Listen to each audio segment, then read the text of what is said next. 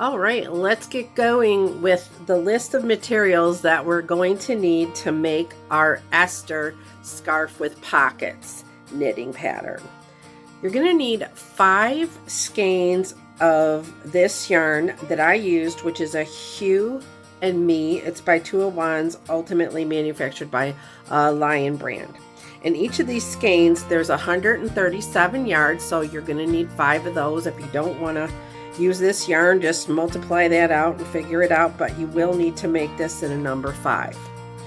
You're going to need a pair of US 15 or 10 millimeter knitting needles, a pair of sharp scissors. Please don't attempt to do these bulky yarns with a pair of dull scissors. It's not easy. It's pretty ugly actually. And you're going to need a yarn needle, obviously, to sew on the pockets. I really like this little tool. I think this thing is so underrated. It's just so easy to thread a needle with this tool.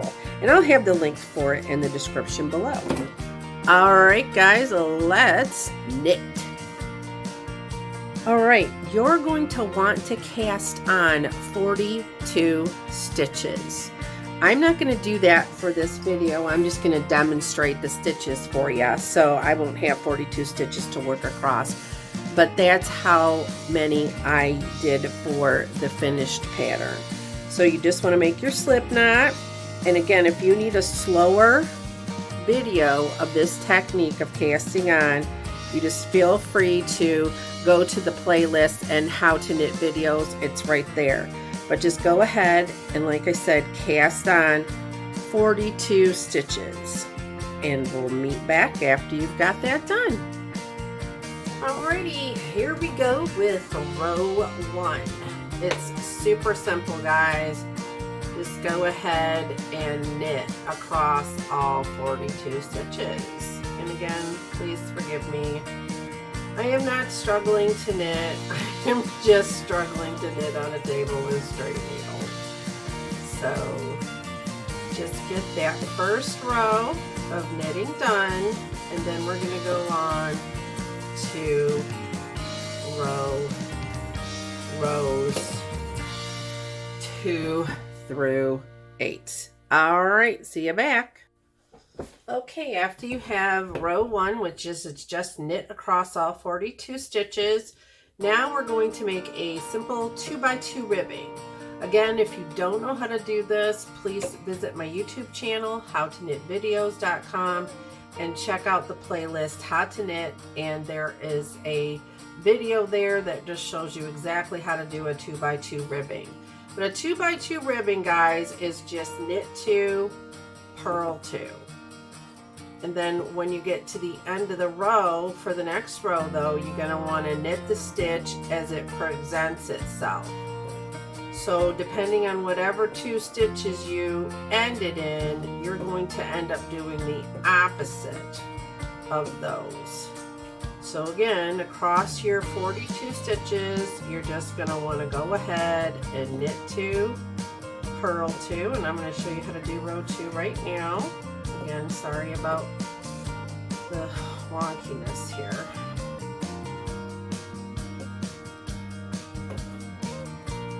Okay. Now when we turn to do our next row, I ended with 2 purl stitches. So we're going to start with 2 knit stitches again. And that's usually how it works out when you have an even amount of stitches, so it's not a mystery. And guys, I'm sorry, I'm just going to go like this to get this first stitch in there. Alright, so I'm going to knit 2, purl 2 across my 12, your 42 stitches. And after that, I want you just to continue on with that 2x2 ribbing until you have 8 rows. Or honestly, it doesn't matter. Whatever, if you want a wider ribbed border, wider ribbed hemline, then go ahead and make that. If you don't want it so wide, that's entirely up to you. This is such an easy pattern that you can make it all yours by widening or shortening that ribbing. Okay, go ahead and get those rows of 2x2 ribbing on and meet back here.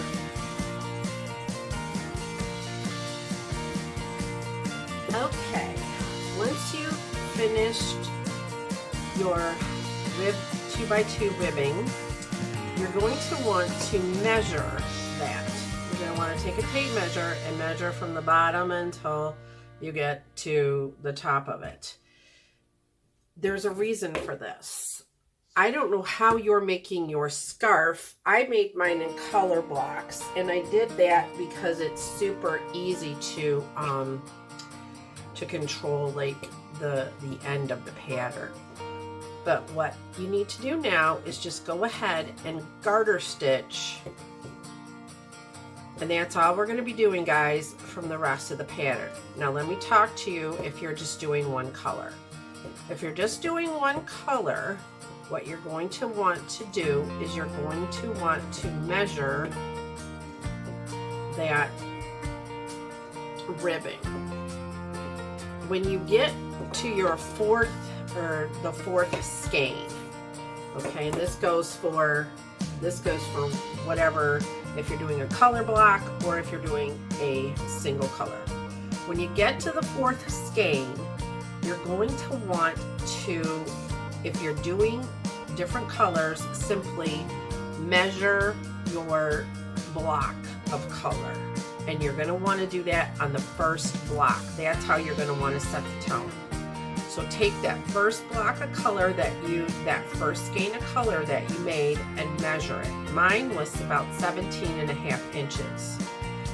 So what I did was I said, okay, on my last skein, on my fourth skein, I'm going to watch when I get to 15 inches. I kept measuring that block until I got to 15 inches. Then when I got to 15 inches, that's when I started back with my ribbing, because my ribbing is 2.5 inches. So that's how you want to handle it. So take that first skein and take that measurement, all right? However long it is, however tall it is, just write that measurement down. Then subtract your ribbing measurement, take that separately, subtract that, and then when you're on that last skein, when you're knitting that last skein, you want to stop at whatever number it is that was less your ribbing measurement. Then you're just going to want to do your 2x2 ribbing measurement within the same rows that you did it at the beginning, and then come back, because we're all going to bind off together, because I want to show you how to bind off on a 2x2 ribbing. All right, happy garter stitching. Okay, we have started with our 2x2 ribbing. We've worked our garter stitches through all 4 skeins of yarn. We've stopped at the measurement that's before our ribbing measurement, which for me was 2.5 inches. So I stopped after 15 inches of knitting the garter stitch. Now I just want to show you this bind off row actually is going to count as the first knitting row. So however many 2x2 ribbing stitch rows that you did, you're going to want to do the same for here, and then this last binding row is going to be like the first row that we knitted. And to bind off, all you're going to do is just a regular knit bind off. In other words, you're going to do your knit stitch, and then you're just going to bind off as you normally would. Again, this is going to look a little wonky because I'm on a table with a pair of long knitting needles. But just do your regular bind off.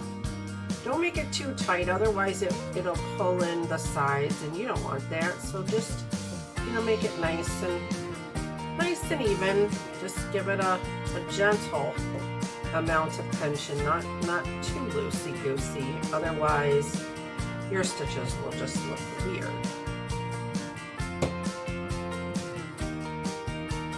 Okay, so go ahead and bind off your 42 stitches, and we'll meet back and talk about the pockets. can you believe it? We are almost done with our Esther pocket scarf knitting pattern. The last step is to make the pockets and to sew them onto your scarf. So for the pockets, you're going to want to cast on 30 stitches. Then you're going to want to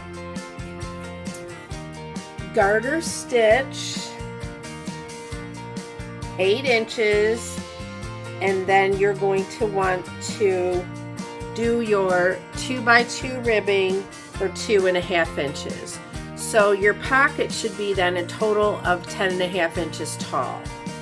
And after you get 2 pockets done, you're also going to bind off just like we did in the bind off video for the bottom ribbing.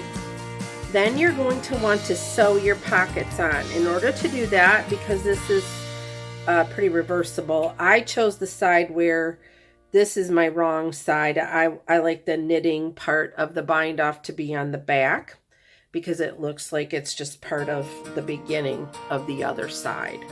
And then go ahead and center your pocket, measure 10 inches up from the bottom row to 10 inches, and then sew your pocket on. Just make sure you center it on your scarf, sew your pockets on, and you have completed a knitting pattern that gives you a beautiful scarf with pockets.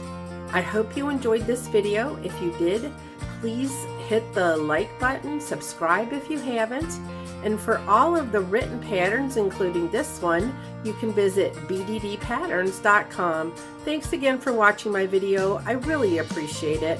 Have a wonderful day.